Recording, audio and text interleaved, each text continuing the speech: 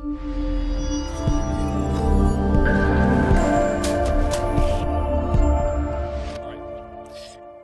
guys, welcome to the Revive Stronger podcast. It is me, Steve Hall, and today I'm joined by three huge gents on one sofa. This looks a bit like some couch that maybe someone would cast someone on, but it's not. It's hopefully not, at least from my end. So we have Mike Israetel, Jared Feather, and Charly Joung. So I'm very... Is that correct? Did I get the last name right? It's close enough. My pronunciation is silent. I had a feeling when I said Young, I was like, Joung. Good. He's so also young, so... Obviously, Mike and Jared have been on the show before. Charly hasn't, but you hopefully kind of have caught Charly through Renaissance Periodization or through training with Mike. And Charly himself is the athlete management at RP. He's also a co-founder of a clothing company and jacked and incredibly strong, and currently in not powerlifting, was a powerlifter, kind of new bodybuilder, and you're currently in prep, right? Correct. And today we're going to be talking about twice daily training, because all of these guys have been doing that for quite a while, and that's actually where I wanted to start. And I don't know who here started first. Was it Jared or was it you, Mike? I believe that I started. I'm sure Mike tried it in the past, however, like as far as his university days and stuff, but I probably ran it the longest and most consistently. When did you start, Jared? How many years now? My sophomore year. I actually started the year before Mike got to my university, which was, I think, sophomore year. And then just ended up fixing a lot of the things that I was doing wrong when I would learn more through Mike's courses and stuff. But yeah, so 6-7 years now. Awesome. So you started twice daily training without like Mike nudging you or anything? That was just through your end? Yeah, because I was a psychopath. That sounds about right. Awesome. And Mike, how long have you been doing your twice daily training now? You know, I don't exactly remember when I started, but no, I take that back. So when I was a university professor, I kind of had a more like I had to be somewhere during the day type of schedule. And I had just really begun to train jiu-jitsu at that point. So I didn't have the bandwidth for twice daily training. Because I was expending too much energy and getting too much fatigue in jiu-jitsu, so I didn't really know what I was doing. And also the professor thing took up a lot of time. So for me, twice daily training was something I really started doing more when I retired from being a university professor in 2017 to 2018, something like that. So a few years ago. And I really started doing it because, you know, I live pretty close to the gym, and I can get into the theory a little bit later of why I immediately thought it was a good idea, or sort of why I discovered that even 6 days a week training has its limitations. But I sort of gave it some thought, tried the twice daily approach for just a few days, and then realized that it has these huge advantages for certain folks, myself included. And then after that, it was kind of a feature of most of our programming. Awesome. And I know for Charly, you've just picked up on it, correct? You didn't do it in your powerlifting days or anything? Yeah, not in my powerlifting days. I think I started about a little over a year ago. Cool. When I pretty much decided to pursue bodybuilding. Mike was actually like, hey, so do you want to start off doing maybe 1 or 2 two-a-days here? I said, fuck no. Throw me in the deep end. So, awesome. You know, pretty much. Hasn't drowned yet. Yeah. And I guess because Charly, you're the person who's most recently started doing it, is there anything you've noticed in particular difference? Like was there anything immediately you felt versus a single session a day? Yeah, totally. So, I mean, I don't know how much of this is attributed to actual powerlifting training, but the overall fatigue I feel right after any training session is much, much lower doing these two-a-days. And I mean, the benefits of it, man, I've been growing like a weed for the past year with this increased frequency. And I've just been able to push harder each session because they're kind of split up. And yeah, it's been great. Awesome. And I guess to roll back to Jared, if that's all right, I'd love, obviously you've been doing it the longest now, and you said from initially doing it not so great, which I hope not too many of the listeners are doing, or maybe they are, and now doing it much, much better using principles and obviously science to guide you. Sure. And I'm sure even using that, and then it's even evolved since. What kind of key things have you changed to make better? What kind of mistakes did you initially make? So I would say the biggest thing is that when you have enough time to train 2-a-days like we do, generally you're a bit more psychotic about it all. Like I said earlier, you almost use it initially as a means of really hammering in a lot of volume.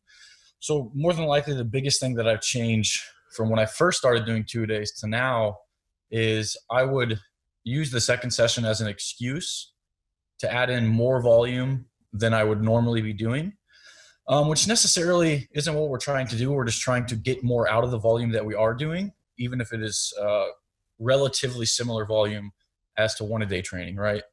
So I would use that second session to go in and like destroy my delts, biceps, or triceps, or whatever it may be, maybe even sometimes doing quads and hamstrings and destroying the hamstrings in the PM session or something like that. And it'd be like just an excessive amount of fatigue that I'd be feeling, and I would overreach a lot sooner than I would have liked. So that potentially led to an overreaching injury that I have to work around sometimes now, similar to Mike's pec thing. He's probably talked about that in the past. Right. I have that in my quad. I more than likely attribute it to being a psychopath back then. But yeah, so I see the biggest thing that's changed is when you actually look at a principled approach to training, you're technically not adding in too many more sets in that second session than you would be doing. And I had a lot of friends that did that. I did that, and people probably still do that now. So a big takeaway there is don't surpass your per session MRV in either session, and don't add in extra sets just because you feel like you're splitting up your volume and you can. It's going to lead, it catches up to you, and it's like a silent overreaching killer. It catches up to you like week 2 or 3, it just smacks you in the face. It's like, okay, I can do this. Week 1's nice. I split up all my sessions. I added in extra sets here and I added in extra sets there. I got to do more chest volume this day. And then out of nowhere, you're just dead. You're wrecked. So the biggest takeaway from this, I would say, is that specifically.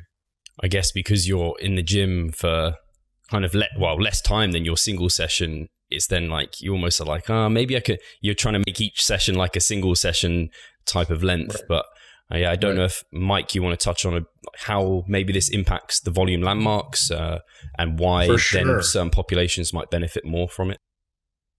For sure. So fundamentally, we get a lot of questions on Instagram, like why twice-a-day sessions, and it's actually very easy to explain. As you work out and do set after set after set, and especially muscle group after muscle group in the same workout. Because, if you train 4 times a week, you're not doing like a bicep day. As what the hell else are you training on all the other days? So you're going to do like 3 or 4 muscle groups per session. As you do more and more sets and more muscle groups, 2 things happen. Your local fatigue increases, which for a while is a good thing because it's stimulative of gains. But after enough local fatigue accrues, it's not stimulative of gains anymore. And 2, your systemic fatigue goes up the entire time. Every set adds to more systemic fatigue. The problem with systemic fatigue is that it is not hypertrophic, and it actually limits you from getting close to failure because of the target muscle's actual failure, which is what makes it grow. So the first couple of sets, the reason you're failing is, here's systemic issues and here's local issues. You're failing locally, which means you're getting great stimulus. As your systemic fatigue climbs, and then your peripheral fatigue climbs, you actually start to dip in this as well. You get this crossover, at which point anything after that crossover, the reason you didn't do another rep of curls isn't because your biceps at a tissue level, at a physiological level, are unable to contract and they're recruiting full motor units and they're really pushing it. It's because your central nervous system is tired or your cardiovascular system is tired and you literally just aren't recruiting as much as you could.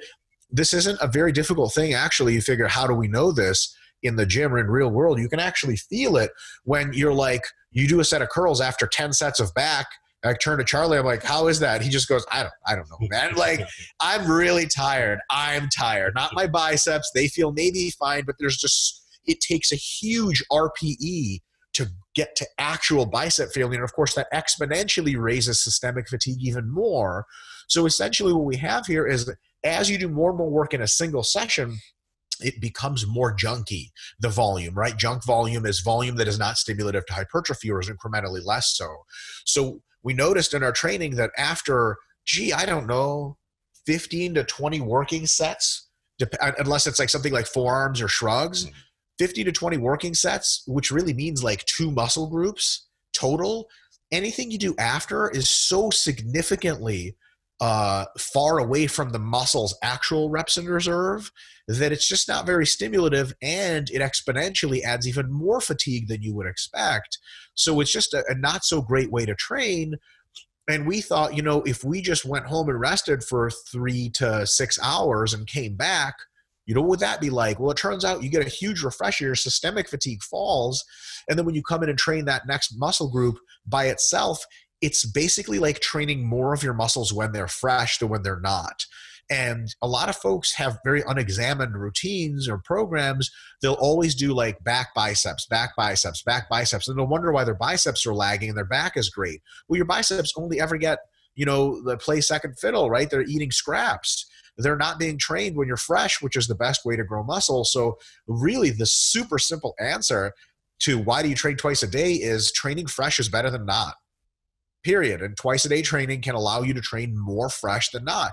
It does contract the sessions. But to Jared's point, and Charlie and I ran into this last year, like in the summer, we were cranking and we had gone up to 11 sessions a week, and we transitioned to a mass phase.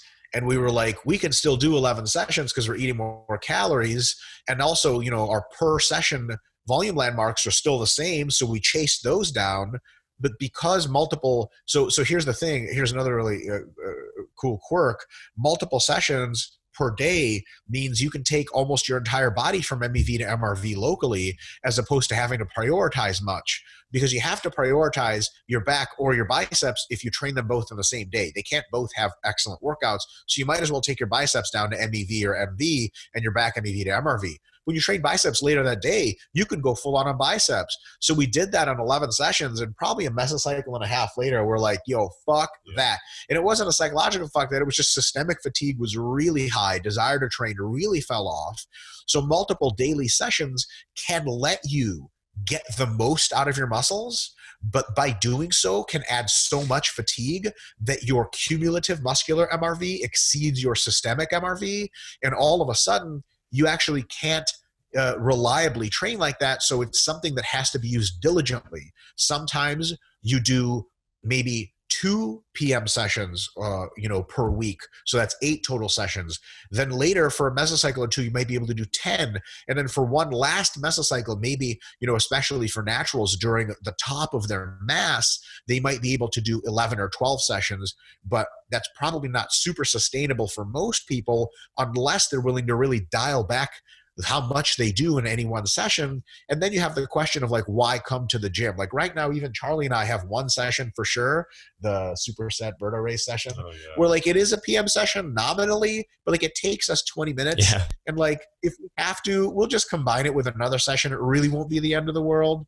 But, because some people like to train 12 sessions all the time, but they don't have to do that. They can if they like, but it's certainly not sustainable for most people. So you have to, so there has to be a need for you to train. If you're getting all of your muscle groups super well hit with 5 or 6 days a week, don't worry about twice a day training at all. But if you start to notice, like, look, either I'm going to have to put muscles on the back burner, or I'm going to have to come back later in the day and train them fresh, that's totally fine. Just watch that systemic fatigue, because like Jared said, it catches up with you like crazy.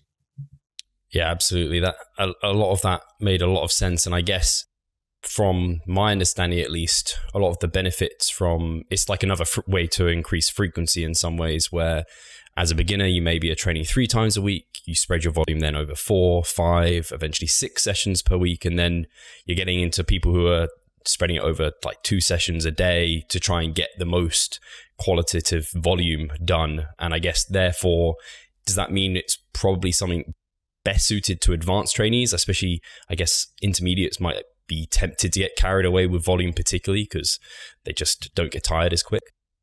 What do you think, Charlie? Yeah, I think that it's definitely a tool for more advanced lifters. Most intermediates will gain fine off of one a days. It's just another variable you shouldn't have to deal with at that point. The whole point of being an intermediate is that if you do most things right, gains will come anyway. So don't worry about 2 a days at that point.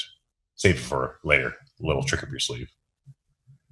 There's a thing there with like burnout. Jared, you want to speak to that for guys that try to go too much too soon in their careers or something like that? Well, sure. Yeah. I think even the hardcore warrior spirit guys who talk about how they just love going into the gym and killing themselves all the time. Mike, what's that? We used to talk about him. There's a bodybuilder. I don't remember his name, but this happens all the time. So we'll just say it happens all the time.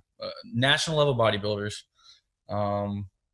they are being talked about in all the media, and everyone's like, oh, this guy's coming, he's coming. And out of nowhere, they just kind of fall off the face of the earth. And when you're going way too hard, way too soon, especially early on in your career, I mean, like Mike said, there's just a psychological burnout. And that's another thing you don't feel coming. You don't feel that coming. It just kind of sneaks up on you. Right.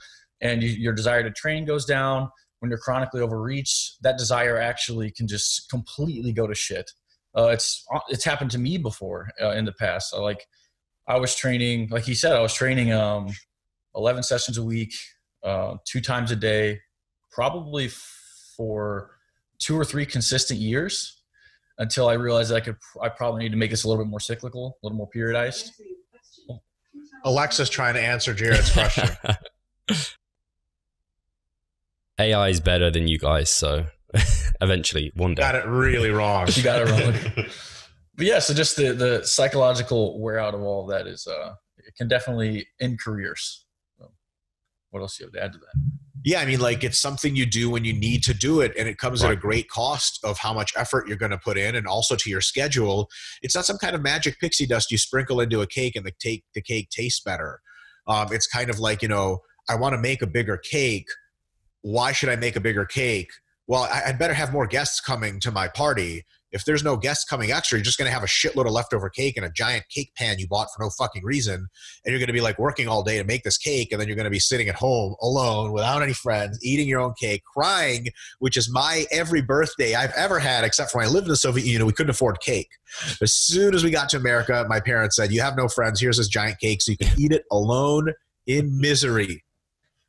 So, but on a serious note, it's one of those things like, somebody could say like, what's the best size of cake to eat? And you would be like, what does that mean?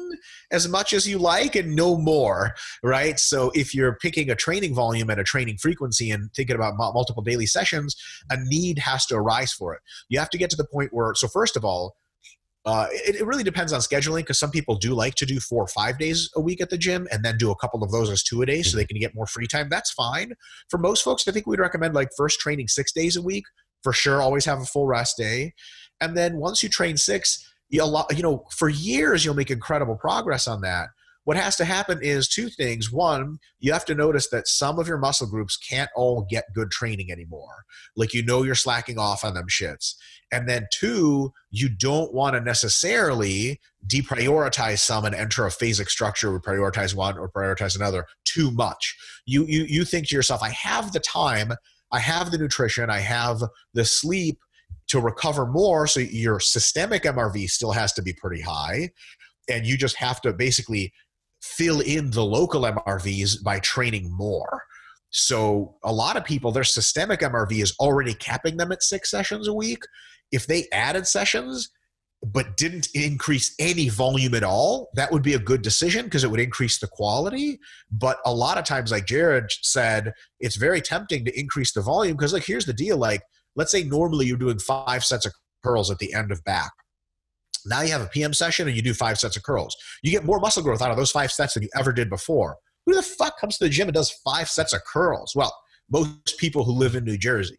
But anyway, besides those people, you know, at some point it's kind of like, wait a minute, you know, I could do more. Fuck, I could do a drop set. I could do shoulders. And then you start piling it on. And like Jared said, the shit catches up to you super, super quick. So it's one of those, do you have the need and do you have the ability? Are friends coming over to eat a bunch of cake, and do you have the pan and the ingredients? If one of those two things isn't there, don't make a giant fucking cake. So when you ask people on Instagram, like, hey, like, is 2-a-day training a good idea? It depends. Do you have a need for it? Are you having trouble stimulating your muscle groups? So a lot of people will say, like, dude, I can annihilate my shit. I just have trouble recovering. Well, then the 2-a-day training is going to make your problem way worse. You know, so, and the other thing is, you know, do you have the bandwidth for it? And if you have the bandwidth for it, you think you can recover, but you need a better stimulus for the local muscle, then 2-a-day training is a really swell idea that you can slowly ease into. Just try adding in like 2 sessions a week and split out muscle groups, put muscle groups in those sessions that normally you'd never really train first. If you train first, like forearms, it would interfere with the rest of your training session. Hi guys, Steve here. Just wanted to take a moment of your time to remind you of the Revive Stronger member site. Inside, you'll find a thriving forum, a growing exercise library, presentations, research reviews, and courses. If you want to get involved, sign up via the description. Perfect. And I guess it's an advanced tool really for someone who's more advanced, and they're spreading their kind of frequency essentially. Do you think it's something that can be used for extend the period of time where you would need to specialize on a muscle group, or do you think the systemic is still capping you there? I think it depends. Yeah. So you never really know when your systemic is going to cap you. So that's something you have to keep an open mind to. We've written a lot of cool plans in the last several years, and they don't all end up that great. A lot of times we get really excited. It's easy to write a plan when you're on a deload, and you know, you get that hunger for training again. Like Charlie and I will do it where I'll send him the plan, and Charlie's like, oh boy, I'm going to really be able to kill myself on this. And then a week and a half in, we're like, this is stupid as fuck. We did a mesocycle that 1 year ago when we almost quit training. Well, not really, but it was awful. It was 3 times a week, legs in the AM, back in the PM. And we would get to do bent rows, and we just look at each other like, why the fuck are we here? And then that systemic fatigue was so great that even splitting the sessions didn't work. It was just too Napoleonic. So I think that, you know, if you are in a position where you want to prioritize a muscle group, but you know, you suspect you're well away from systemic fatigue, you're good to go. A really easy example is the muscle group you want to prioritize is small and doesn't add much to systemic fatigue. So for example, a lot of guys will train legs. If you train calves before you train legs, your leg workout is weird because your calves are weird and they're not stable. I don't want to squat after training calves. Fuck that. And then forearms, you don't train before you pull because it fucks up all your pulling unless you have Versa grips. And even then, it kind of feels weird. And then biceps, you can't really train before back because then they're actually the limiting factor in a bunch of back movements, and no amount of gripping solves that problem. So you think, okay, if I still train with no 2-a-days, those muscles cannot be first. That means they're last or later. That means they never actually get really good high quality work. How can we fix that? Well, you take, just for example, 2 workouts a week where you train calves, forearms, and biceps in the PM. And all of a sudden you have 2 workouts a week for those, and you might have other smaller ones at the end of sessions that are just phenomenal. And let's be honest, if you add a phenomenal calves, biceps, and forearms workout, that's not going to systemically overreach you. Like, what the fuck, unless your shit is enormous or some shit. If you're Jared Feather, actually, that would really fuck you up. Luckily, he has really small biceps, so that cancels out, right? His calves are huge, his forearms are big. His biceps are suicidally small. But yeah, so usually it's not a problem. What we would just tell people to gingerly enter into is using, as soon as you go multiple daily training, you move a lot of shit out of the way, right? You used to have a workout where it was like, okay, I need to do 6 muscles. Now you have a workout where you're doing 2. You're like, oh, fuck, I can do a whole lot more of these workouts. All of a sudden you're training quads 3 times a week, but at the same volume you were when you were training 6 times. And one of those quad sessions used to be after back, but now it's all fresh. Everything's fresh. So especially the large muscle groups, don't get too crazy with them because they can sort of take you away on just a huge systemic fatigue burden. Cool. Fantastic. And I guess if I can ask Jared, what setups have you used in terms of AM and PM? And do you have any kind of general rules of guidance for people? Because obviously when you first started, you said you went way too ham, and now you've kind of spoken about how it's just splitting up the volume you typically do anyway. So how does that look generally? Sure, like setups regarding muscle groups versus the AM and PM. Yeah, things of that nature. So while Mike is speaking, you can notice that he's kind of tailoring his verbiage such that it's whatever your plan is. So he said, you train quads 3 times a week, but one of those sessions, it was after back. So now you can just put that in the PM, right? Which is tailoring it to what you're doing currently is a fantastic idea, because that's what you're doing currently and you want to keep doing it that way. And I would say that there are general frameworks on top of that you could work around if you'd like to. For example, we have muscle groups that are smaller, that take on less damage, that are always at the end of a session. So maybe it is a good idea to put those in the PM sessions, right? There's nothing wrong with tailoring it to people who are training like full body 5 times a week or whatever it may be, and putting some of like quads and chests in the PM and back and everything else in AM or whatever that is.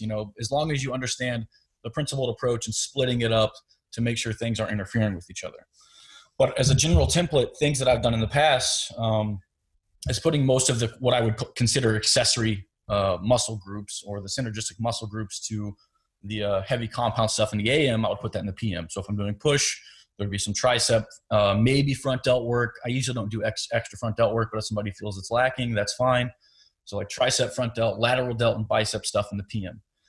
Generally, lateral delt and biceps, forearms, maybe calves are going to be hitting the PM, right? Because those are the ones that you're putting at the end of the session typically. So for most of the templates that I've ever made, it looks more like that and a lot less like legs and then back and wanting to kill yourself.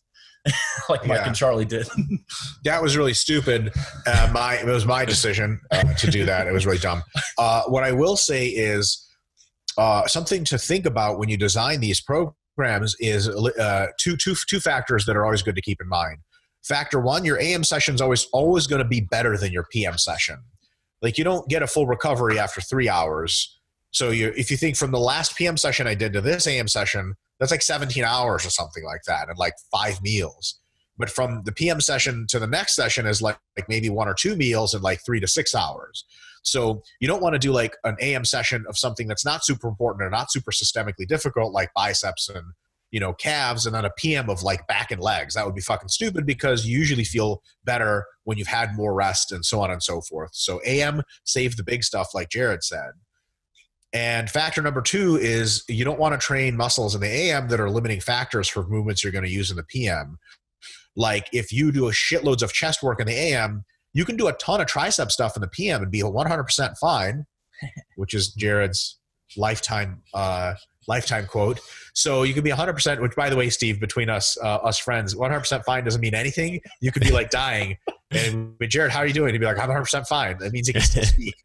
So you'd actually be 100% fine training triceps after training chest. But if you train triceps in the AM, what is your pressing going to look like for chest in the PM? Well, it's going to be limited by triceps, which means your pecs are always going to be like, I kind of wish I could get more reps here, but my triceps keep giving out, right?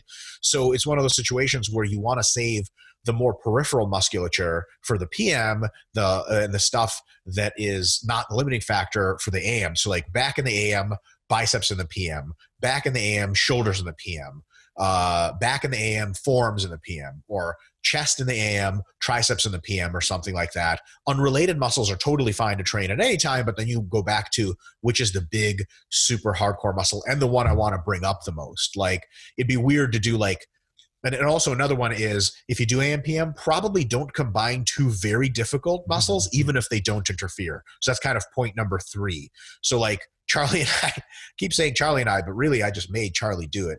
I was like, I'm Dr. Mike. I know things. He's like, okay, I'm Korean and I'll just do whatever the fuck until I die. And that was what happened. We both died. The second week of that, I was just like, man, you think this is a good idea? Like, I feel like shit on PM sessions during this day. Like we do this heavy ass leg press workout in the AM, and then we get to PM, and you just feel the systemic fatigue still like all throughout your body. And deficit barbell. Oh God. I don't know how smart that was. Yeah, we did like crazy quad and ham, and then deficit barbell rows were our first exercise. Like setting up the position, we were like, and of course, to my infinite credit, when Charlie asked me if this is a good idea, what did I say? I made up Dr. Mike bullshit. I was like, I think it's fine. I think it's fine. I think it totally works. Which was a lie to myself. Yeah.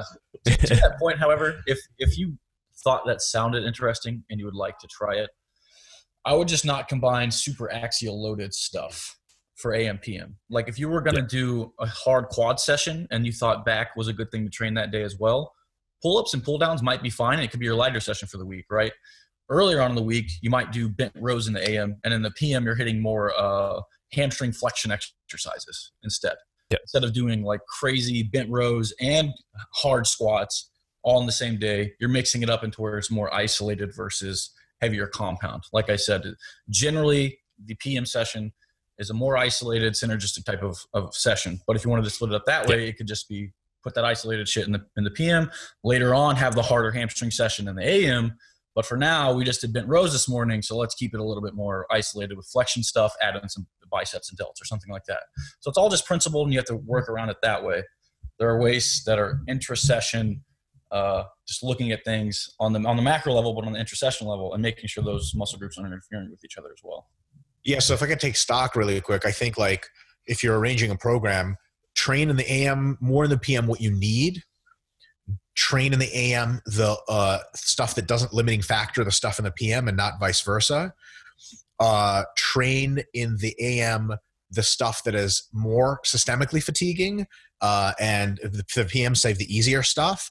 And then train in the AM more of the axially loading stuff, the vertical loading stuff, and save the less axially loading, even if it's still a comp, even if it's still a large muscle mass like vertical pulling, save that for the PM. So there's 4 kind of principles you can use to design that. And then, can you violate them? Yeah, like probably, but like you just be ready to pay the cost. And if you can violate them, but for some quirk, some people say, oh, I never really fatigue in bent row. Sweet. You can fucking bent row all day long if you want.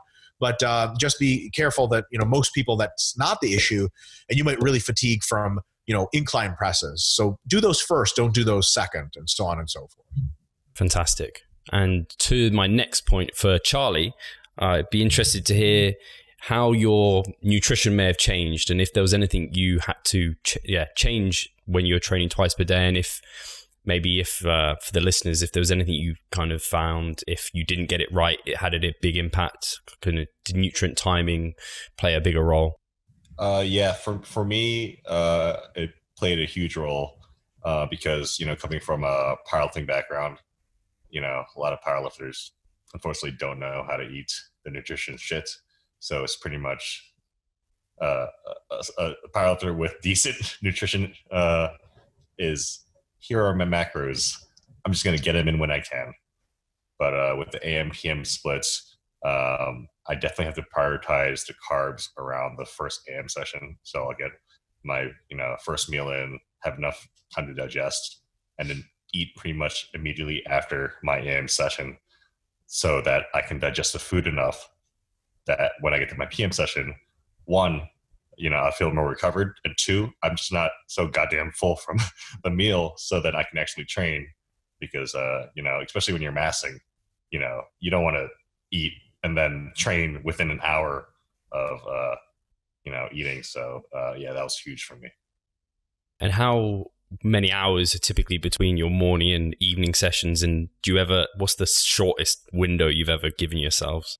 So typically the start of the AM session and the start of the PM session is about 5 to 6 hours apart.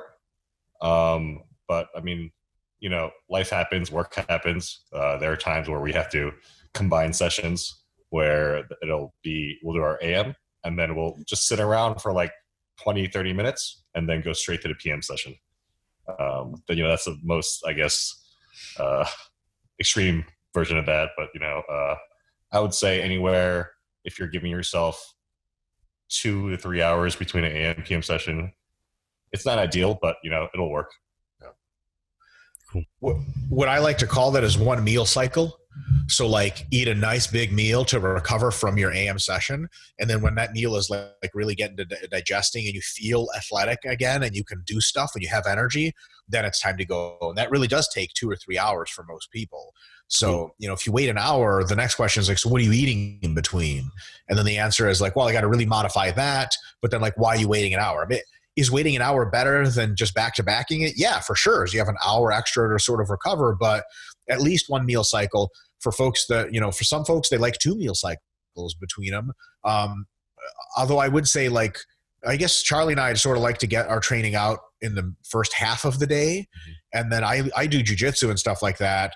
And, now Charlie has cardio and stuff. So it's kind of like there's maybe some time left for that as well. And I still think it's very important on average for most folks to reserve a few hours in the evening to truly relax. And Charlie and I are really good about that. Maybe Charlie can tell you about his sort of daily routine of like train, relax. Yours. Yeah, I guess. Well, you tell them. People have heard enough about me. Point to the nutrition.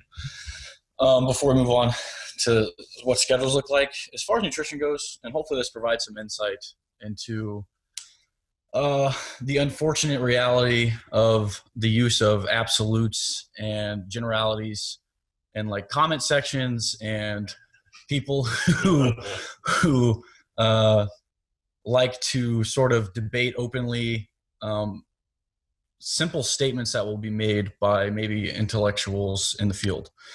So there's so much nuance in all of this. And anytime that you'll see us talk about stuff, people will hit us with an absolute like, well, this study says nutrient timing doesn't matter. This study says glycemic load doesn't matter. This is what this study says and this and that. So the unfortunate reality of the PubMed warrior and the absolutes that they tend to use just shines light on how much they don't understand of the nuance of the situation. Because, for example, Mike and Charlie wake up and they like to get a meal in. I don't do that. My peri-workout nutrition looks a lot different than theirs, okay? I will have a high glycemic intracarbohydrate shake, and I'll start sipping on that 20 minutes before I train, and I'll have it through the duration of my session. My next session, it might be before theirs because I have something to do that day. So my peri-workout nutrition, including the post-workout window, might also look different than theirs. I might have something higher glycemic, while they might have like rice and chicken and whatever else because they're training in 6 hours. So this stuff, okay, maybe it's not important as far as looking at this huge picture of, well, my friend's trying to lose body fat. I hear that nutrient timing doesn't really matter too much, and I hear that glycemic load doesn't matter as much or that much either. It's like, okay, that's a fine thing to say in that situation. But again, nuance. I'm going to train again in 3 hours. I might need to have something that's a little more high glycemic directly after my session so that way I can fit in 2 meals, or I might need to have something a little more higher glycemic because I wake up after them. I might only fit in 2 meals where they're fitting in 3 meals. I might train a little sooner after I eat than they train, which would also allude to maybe having a more moderate high glycemic approach as far as your meal before you train. So it's like, okay, training, like he said, training an hour after your other session isn't ideal.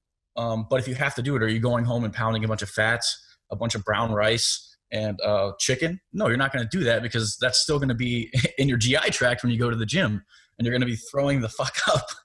So it's like, don't read a single study or don't just parrot something from somebody that they use in a context of something they were saying to somebody else, such as like, Mike says something about to a general fitness client who says, how much should I worry about nutrient timing? And Mike says, probably not that much. And then somebody takes that and they run with it. There's too much nuance there to do shit like that. And it's just a big pet peeve of mine. So it's like, I wanted to touch on that because these things do matter. And I don't care, like the study might say this, but as far as making an inference on physiology and how these things actually work, they work in specific situations, and where that might be more advanced situations for the most part, they still work. They need to work. They have to. So. And it's also self-evident when they work. Like somebody could tell you like glycemic index doesn't matter. But like, all right, you got to work out in 2 hours, and they eat like 90 grams of fiber or something. And then they're like, I'm going to throw up. Like, okay, well, maybe you fucked up. Like, no, it's not it. Like, it's always funny to me when people say like, well, the GI doesn't matter because mixed meals.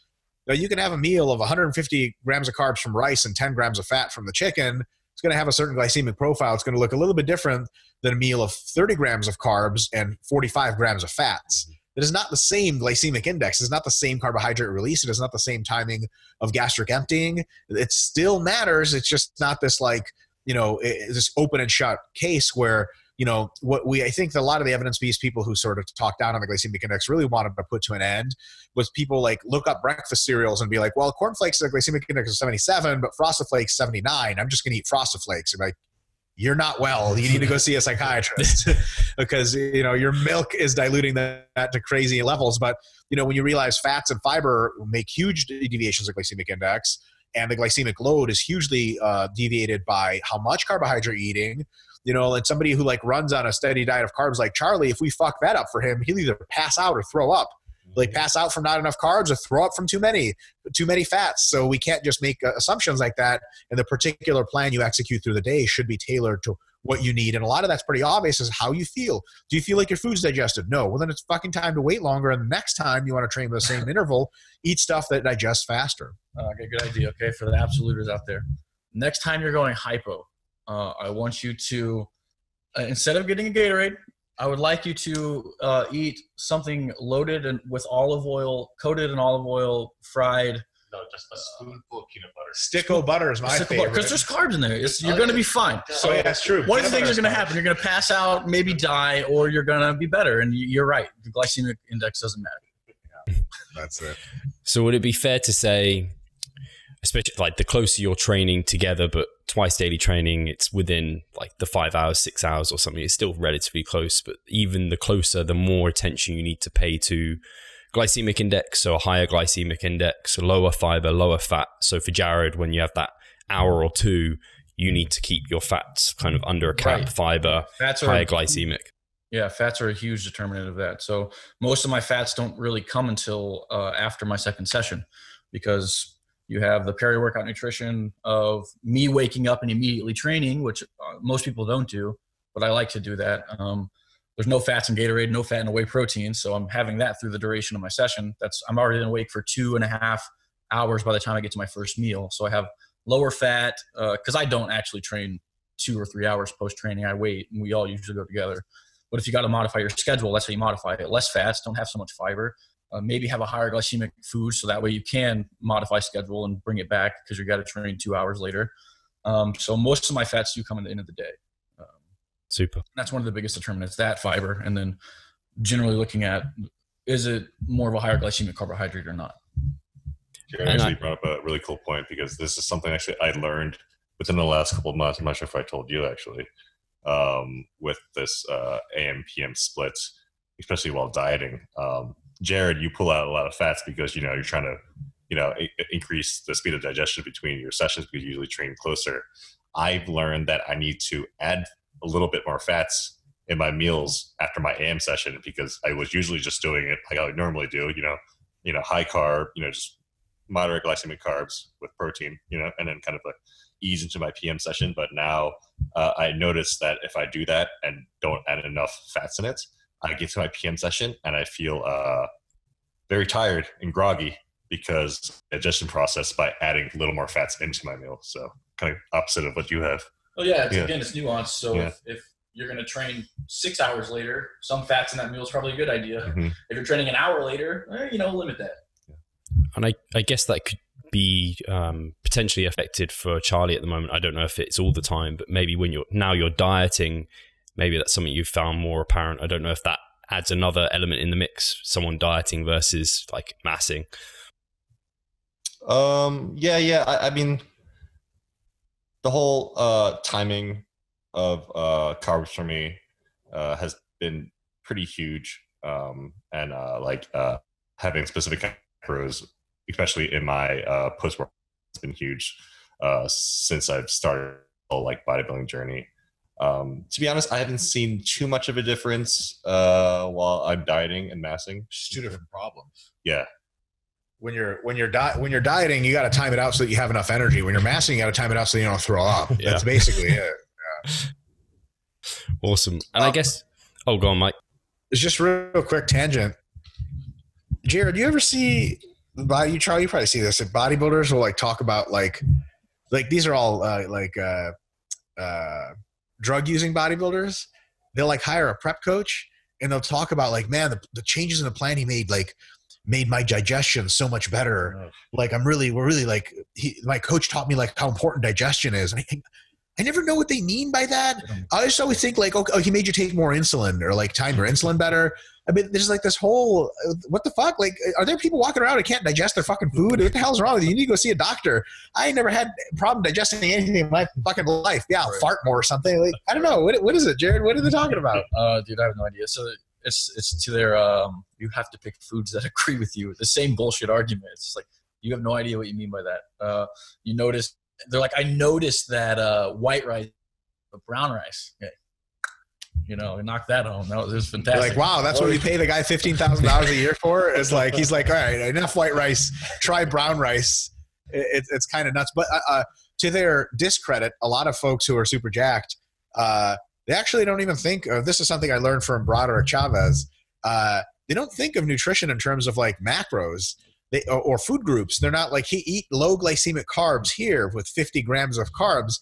A lot of the guys really just are like, okay, like, I ate 80 grams of white rice, like scale weight. And you're like, okay, what about pasta? They're like, what's not in my plan? You're like, what? Like, what about oatmeal? They're like, no, it's just got to be white rice. You're like, all right on. And then they'll hire a coach that's like, try oatmeal. They're like, wow, this is great. I'm so much fuller. And you're like, holy shit. Thank God you have a coach, because who knows? Maybe you got a guy to help you tie your shoes and all this other shit. Anyway, I'm done talking shit for the time. But I might return to it later. Have you got time for another question? I know you said... Yeah, I think one more. One more is good. One more. Yeah. One more. Hey, Pascal here. I just quickly wanted to remind you of our online coaching service.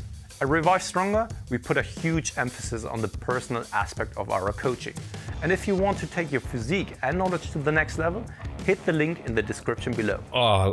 No, let me think. I want to pick a good one. So, are there any things that you think the listeners, like anything you want to say for them to avoid, any major mistakes that people could be tempted to fall into? And one potential one, I don't know if it's a mistake or a temptation, so I'm asking two questions now because they're the two I wanted to ask, but it's maybe starting off your mesocycle and you're just training once a day and then you're like, oh, now I'm overreaching, I'm going to split it into two. Is that appropriate? Is that okay?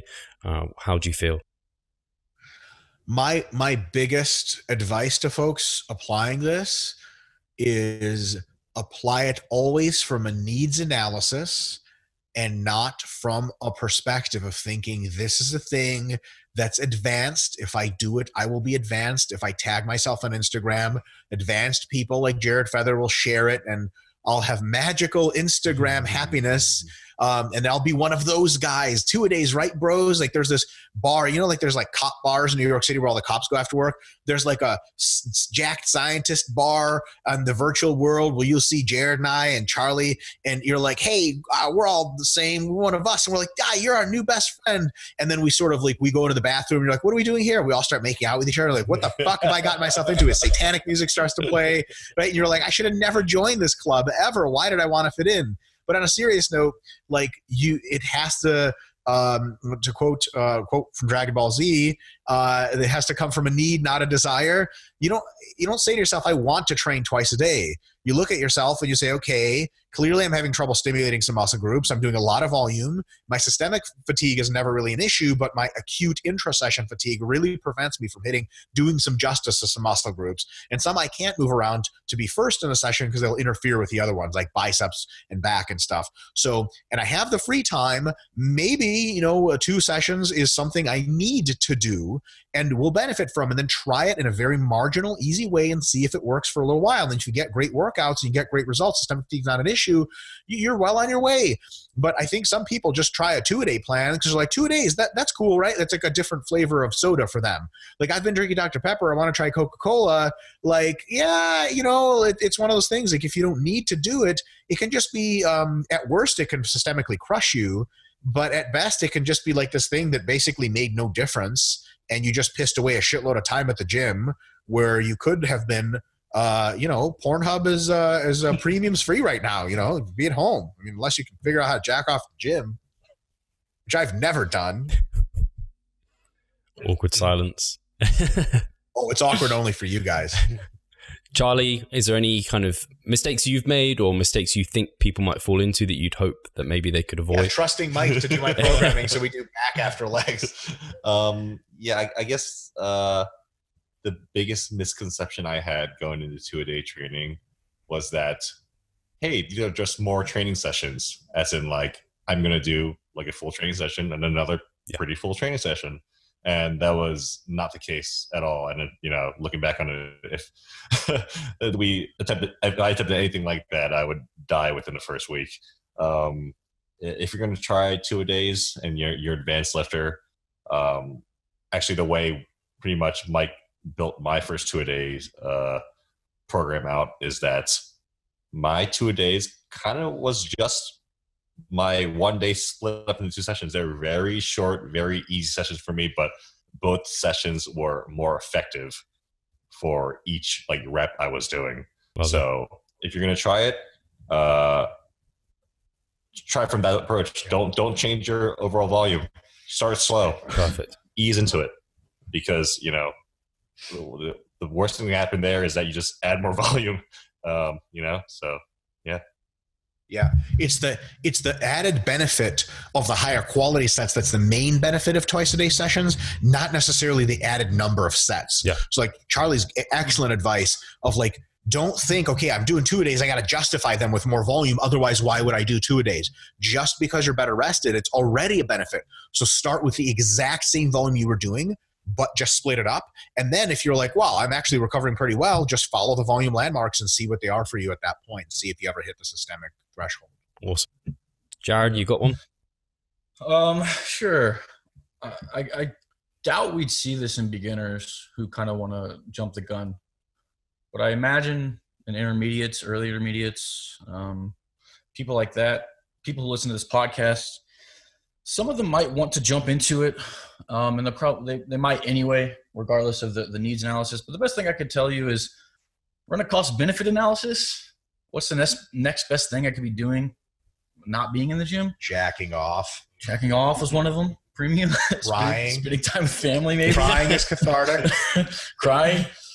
But real cost-benefit analysis. Like I'm going to have to, so let's say they're a regular gym goer and they're into like pre-workouts and supplements. Like I got to prepare my pre-workout. I got to prepare my whatever else. I got to drive to the gym. I got to do this. So it's more time than you actually probably think about when you think about doing 2-a-days, because those are the variables we don't take into consideration. Then you got to go warm up on the treadmill, and then you got to do this, and then you got to drive back home. And then by that time it's 8 p.m. and you can't sleep at nighttime.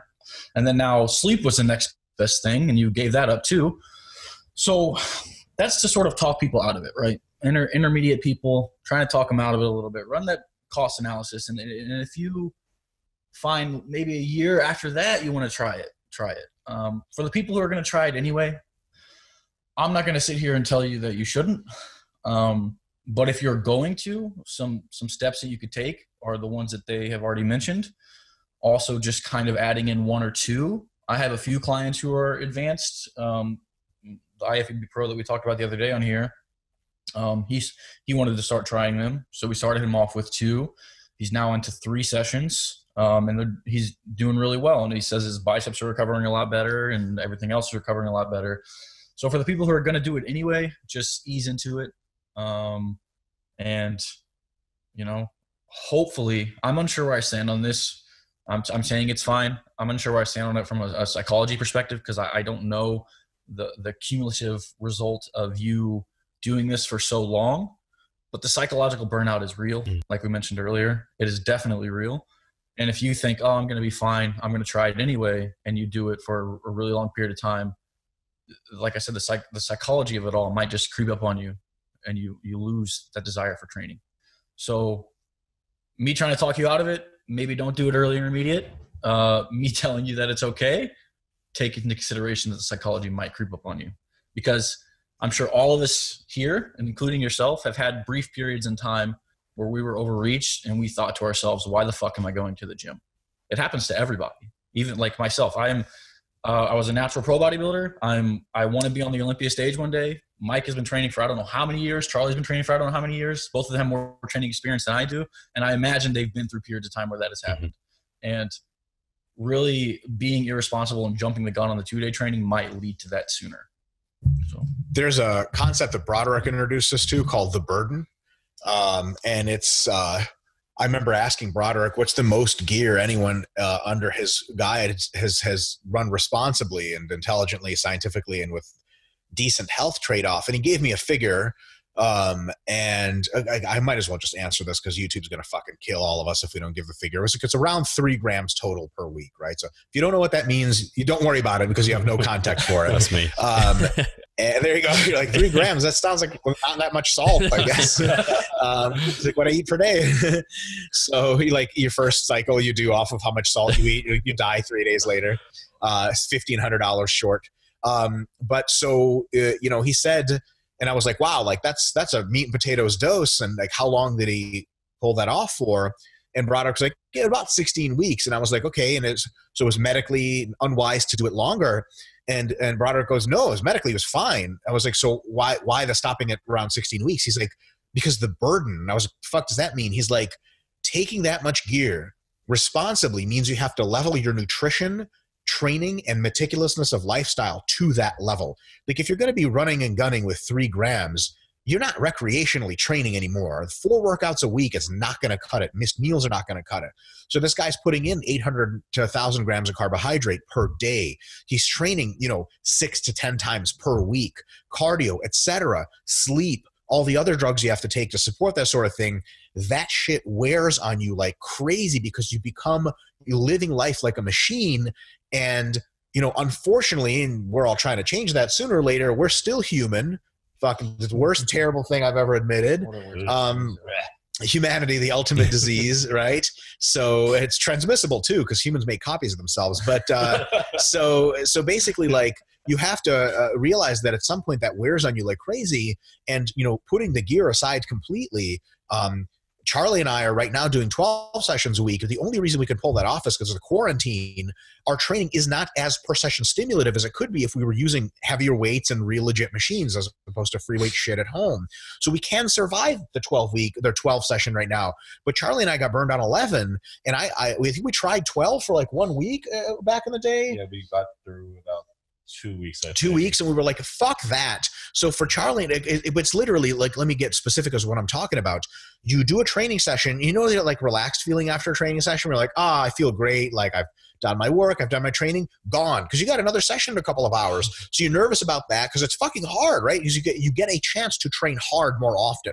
So these sessions are not easy by definition because the reason you put them on the PM is because you can train harder now because you're fresh. So then after that session is over, you have some time to yourself, time in the evening, and you think, okay, I wake up tomorrow morning and I repeat and I repeat and I repeat every fucking day in and out. There's no letting up. If you add cardio to that, like if you're an idiot like me, you do jiu-jitsu on top of that, there's just never a stop. There's never this like reduction in fatigue, even psychologically.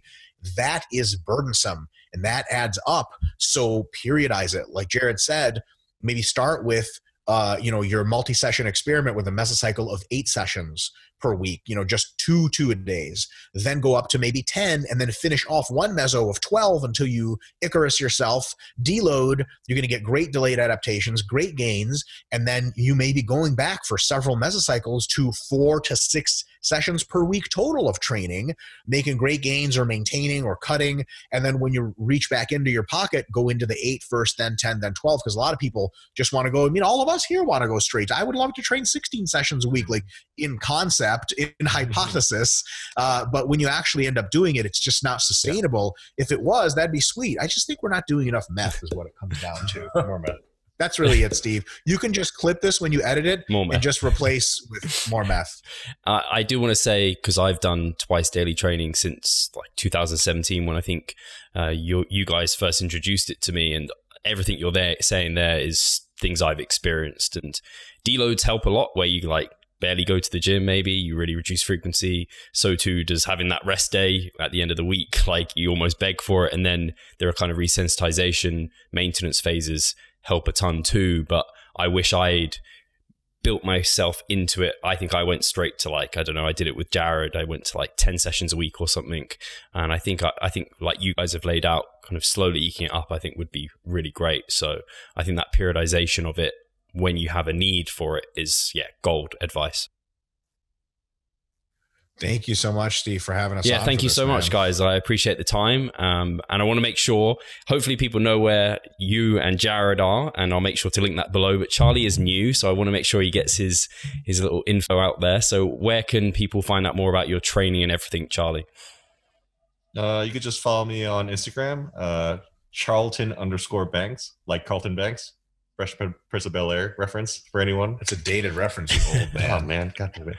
But yeah, you can find Awesome. me there. Guys, thank you so much for coming on again. We'll talk to you soon. Take care.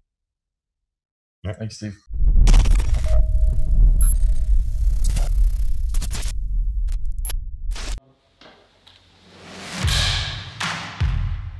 So I'm Steve Hall, founder of Revive Stronger and a coach of Revive Stronger. My name is Pascal Flor. I'm the co-owner of Revive Stronger and also a coach, of course. Revive Stronger has probably been going solidly for 3 years, roughly about 3 years. Revive Stronger, to me, it is becoming kind of my child, my foster child. It's the gathering and getting together of like-minded people. We've been expanding the coaching team, which is helping us help more people, but each coach can only help a certain number of people.